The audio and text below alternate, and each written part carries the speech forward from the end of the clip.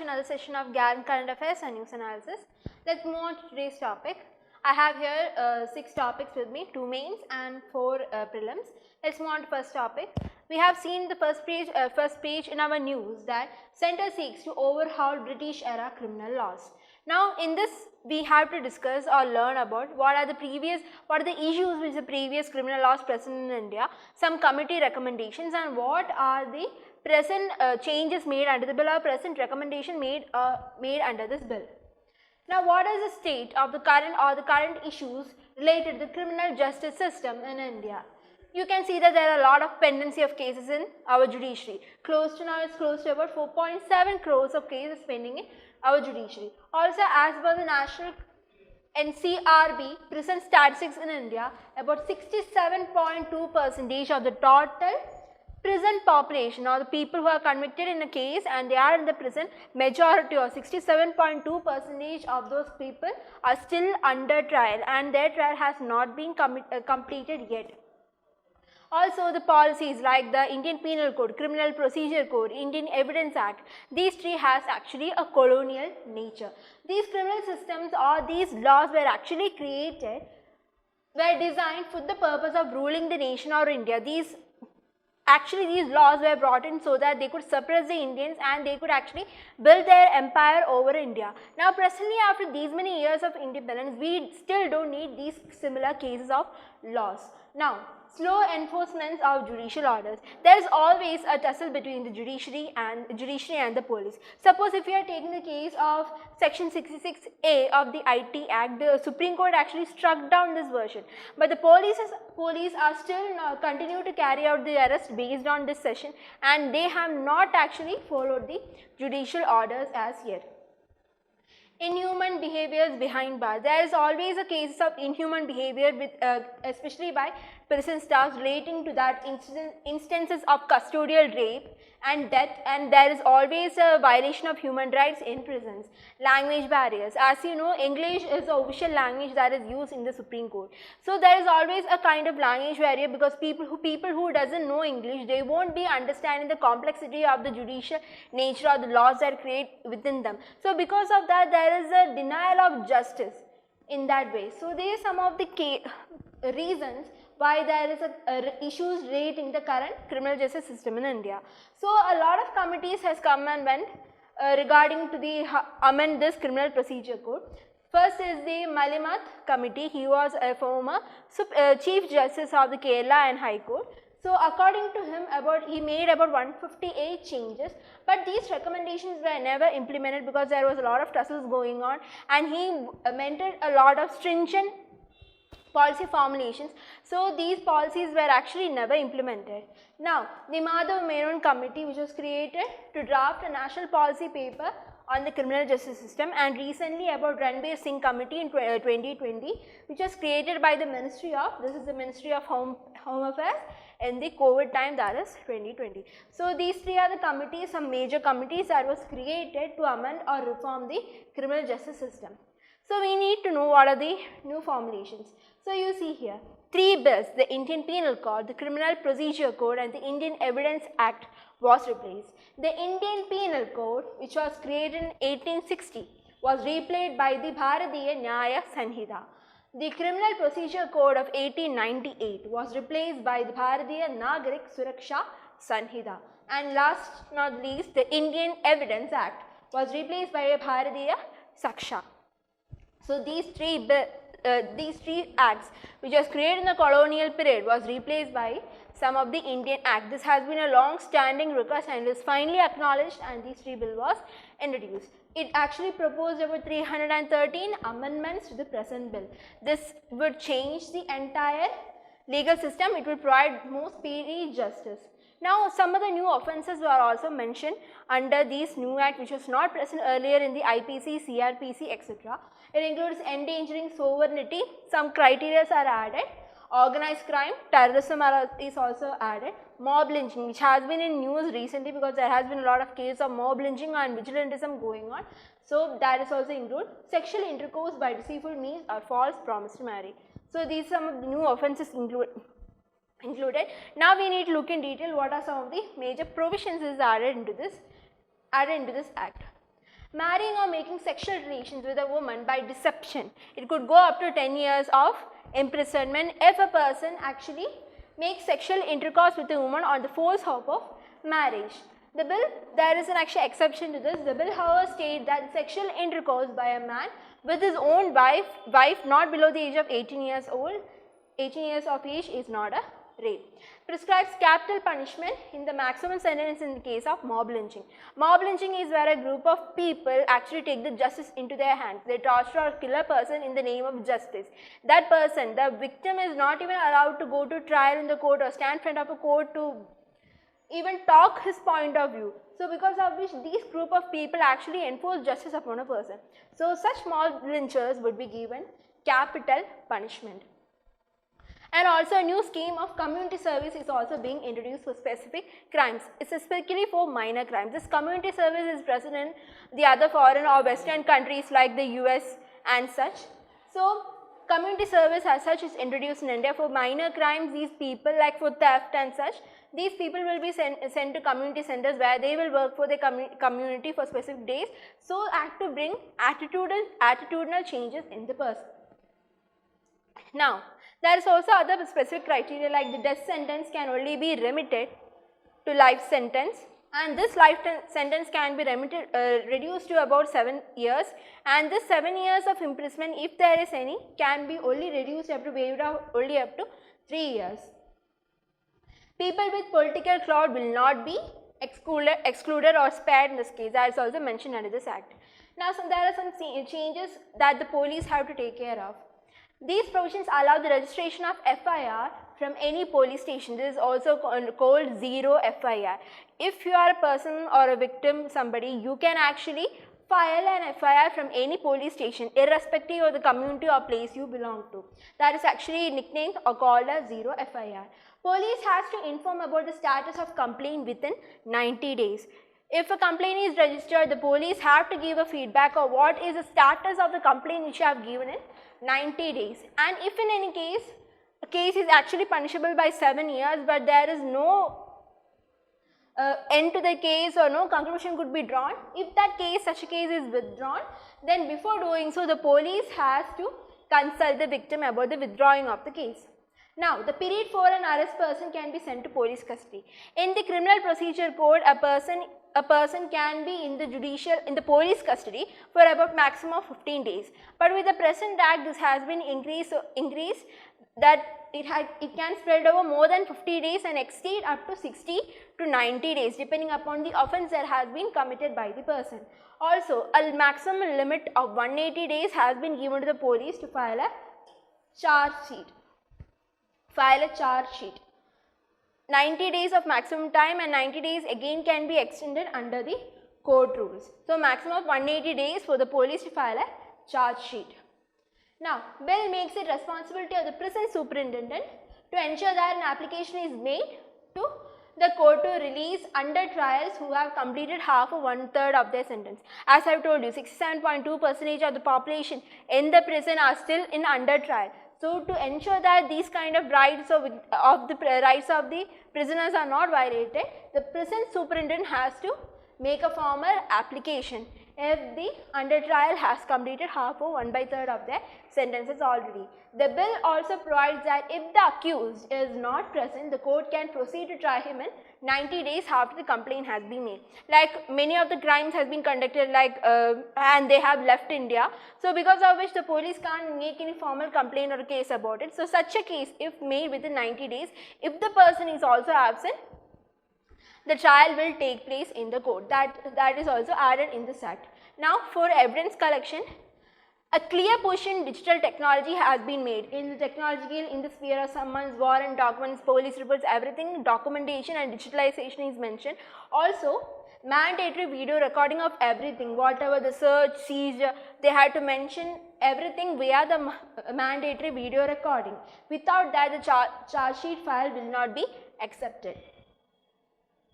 Now, so this is actually a conclusional reference of all the provisions I have told you. This is available in the Indian Express of today's. Now, it summons all the what I have told you in the last 2 slides about technological push, terrorism, organized crime and Crime against women is also introduced. Then citizens convenience, zero FIR, other EFIRs. Then about 90 days to complete the 90 days to inform the victim about the status of the report, about sexual violence cases or not, mention the citizens convenience. Also summary trial. Summary trial is when like it's even if it's a petty case, you can actually close it immediately. So such cases like important cases like theft, stolen property, trespassing can be actually resolved via summary trials. We have also introduced community services and use of forensics, mandatory use of forensics in all states and union territories to ensure that the evidence is collected. So this is summarize what are the importance these provisions. Now some criticism has also emerged from this. Large part of this bill simply reproduce the existing provisions. A majority of this are like cut, copy, paste of already existing IPC, CRPs, Criminal Procedure Code, etc. So it's like very difficult to understand how this would actually benefit the Indian criminal justice system. The government also stated seditions laws, which has been, sedition laws has been in use a lot. This was majority used in our British time. So this sedition law has been avoided from the current act, but critics say that they have not used the term sedition, but they have created another act which describes the offences like endangering sovereignty, unity and integrity of India, which is same as sedition. If not, the sedition name is also not mentioned, it is actually mentioned somewhere in the act. Like there was two important things which the bill had to address: overcrowded prisons and that of the under trials, the number of under trials increasing day by day. These two things, these two key areas were not properly addressed in these bills. Also, we don't have any real information about the methodology that the expert committee used to create these various three bills. Like we don't know if they have used this Ranbir Singh committee recommendation or such. No such information was actually given to the public domain about the incidents. So like this has been released in today's newspaper. So in the coming days we will be knowing a lot of what this bill is actually about, what are the other sides of the bill. So we would be discussing that in the detail. We will update it again and again in the current classes according to the news. Moving on, we have another issue, pro-Khalistan extremism. So in this we need to know what is the Khalistan movement. This Khalistan movement has been existing even before the independence of India. Now this Khalistan movement is actually a group created by the Sikh separatist movement. Now they want to ensure that they want Punjab, the Sikh want to get their own nation called the Khalistan, which is called the land of Khalsa. So it is a Sikh separatist movement.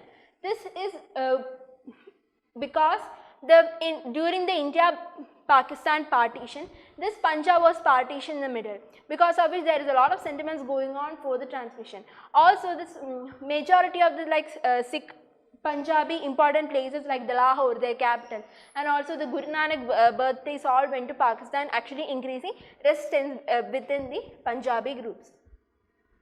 Now post-independence, like majority of Sikhs are still present in India, but if we are taking the total population of India, they are only present about 2%. Also the political struggle within this to create a Punjabi state, the Khalistan state, actually started with the Punjabi Subha movement. Like even with the states reorganization of 1955, they rejected to demand a separate state for Punjab, but later they actually trifurcated it to Haryana, Punjab and other states. That has happened in 1966. Now Akali Dal is an important political party, and they have actually released the Anandpur Sahib resolution in 1973 demanding autonomy.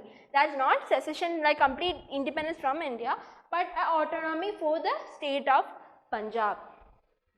In 1980s, another major personality called the Jarnail Singh Brindarwala has started creating trouble for the government.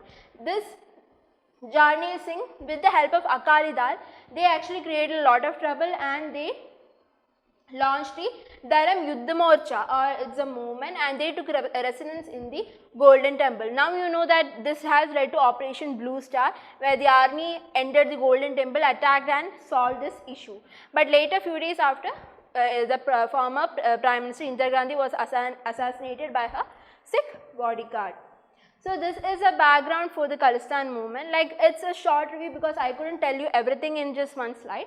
It's mainly of the evolution of how the Khalistan movement has progressed in India, what has been the stages initially for their development. Now the Khalistan movement is still going on. It's actually more deformed or is not that big, but still the Khalistan movement has been existing and the Indian force could not completely eliminate it. Now, the problem here is that the Khalistan forces is not strongly just in India, but it's completely present in the Sikh diaspora, not just in India, but in US, Canada, and presently you can see in United Kingdom as well. So, the National Investigation Agency has revealed that they found 2 accused of the Khalistan Tiger Force. This is another group which is operating outside India. 2 accused has been hiding in Manila, Philippines, and when they landed in the Delhi International Airport, the NIA agents have actually captured these two accusers. These Khalistan Tiger Force were also engaged in smuggling of arms, ammunition and explosives for the Khalistan Tiger Forces from cross-border terrorism as such. Now, recently the KTF chief Hardeep Singh has been assassinated in Canada. So, the movement is actually weakening, but it is still prevalent. So, the United Kingdom, they have announced a package of about 95,000 pounds or equal to 1 crore to actually eliminate or to tackle the pro-Khalistani extremists. So, that is what has been in news. Now, moving on to our next topic, we have Luna 25 will not affect Chandrayaan, says Russian Space Agency. In my last class, I have told you that Luna 25 is going parallel to that of Chandrayaan, our Chandrayaan 3 mission. But the thing is that you need to know that Luna 25 was launched in August 11 and their landing date is said to be in August 10, which means that they are going to land in just 10 days. Whereas India, we launched in July 14th and we are just going to land in August 23rd, close to about 40 days. Now, why is that India is taking so much time and just Russia, Japan and other countries, US possibly, could actually reach the moon in 10 days? This actually depends upon our rocket system. They have advanced rocket system. So, what happens is that when they give the acceleration, they can actually first inject their rocket into the orbit, and just in a single shot they could actually get into the orbit of the moon. It's just a single way where they maneuver separately and they could actually enter the lunar orbit. Whereas for India, we actually follow a slingshot method. Slingshot method, we take a lot of time because we have to give a lot of acceleration to get out of the target. Get out of the orbit, then we actually land into the lunar orbit insertion where we take a long time. This close to all this takes about 40 days to achieve. So, we have to maneuver, we have to get out of the India's orbit, about the out of the Earth's orbit. Then with a single shot they have to get to the moon orbit. Then it takes a lot of time to actually cover it. So, with the advanced rocket system, you can actually reach moon about in 4 to 5 days, whereas the rocket system with India, we take close to 1 month to 40 days to achieve this target. So, this has been some recent development. Also, the Russian agencies have told that they will be reaching in August 21 and they won't be in the way of India's Chandrayaan 3. They both are landing in two separate types and there won't be any clashes between the two. Moving on to our next topic, we have Tamrapal Lake in Odisha. Now, this is one of the prominent freshwater lake that has been in the Odisha. So, recently National Green Tribunal, which was created by the National Green Tribunal Act of 2010, they said to Odisha that they cannot construct anything illegal construction near the Tamrapal Lake because it is one of the protected sites under the Ramsar Convention. This wetland is also important to habitat for vulnerable species like the Cyprinus scarpio, that is this fish, common pochard, that is this duck, and then we have the river term which is a bird. So, this Tamrapal Lake actually protects these 3 vulnerable species, and this Tamrapal Lake was made as a Ramsar site. So, what is a Ramsar site? Ramsar site is a wetland of international importance which was actually created under the Ramsar Convention.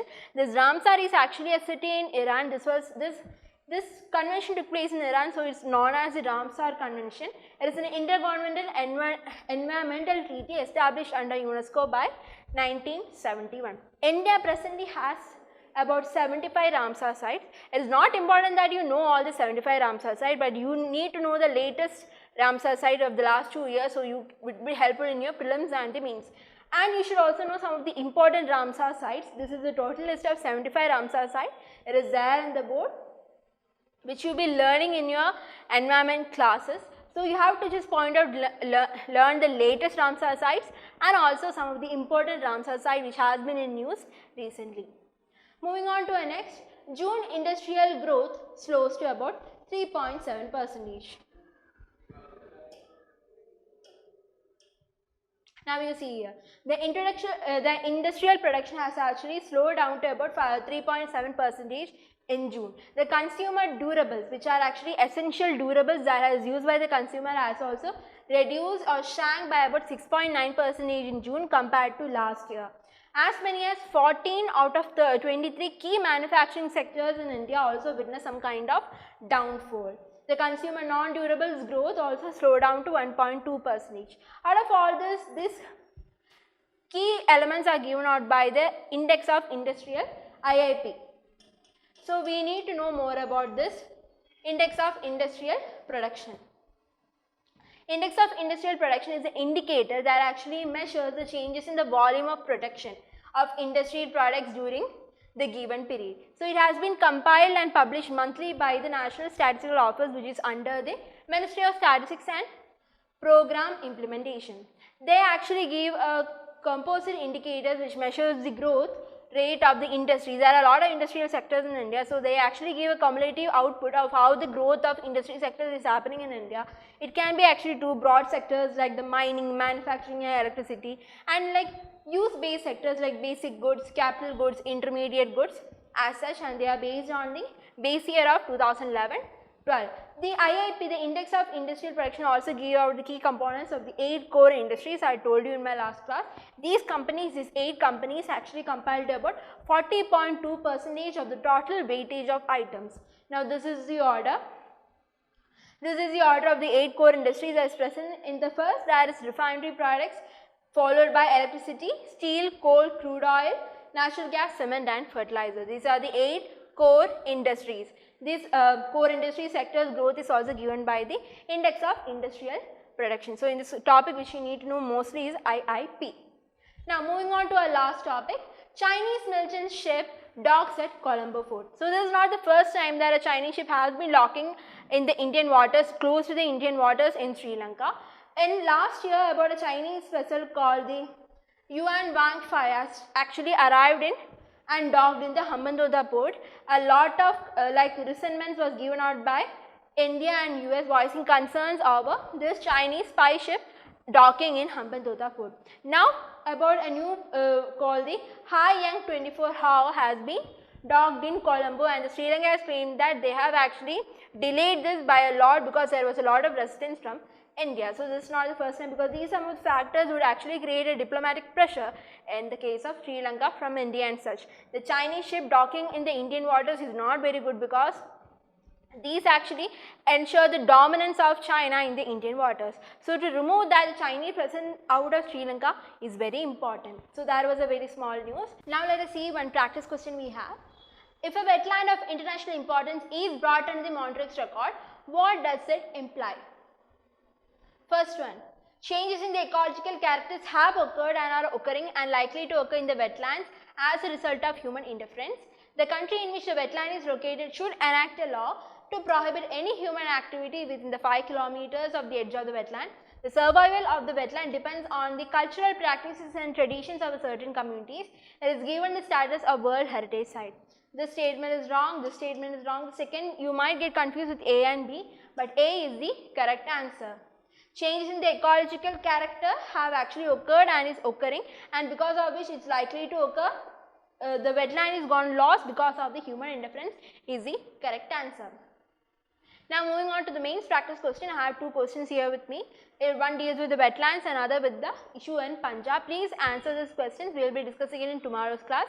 So I will be seeing you tomorrow. You can get the PDF from the Telegram channel Gallant IAS Official. Thank you and have a nice day.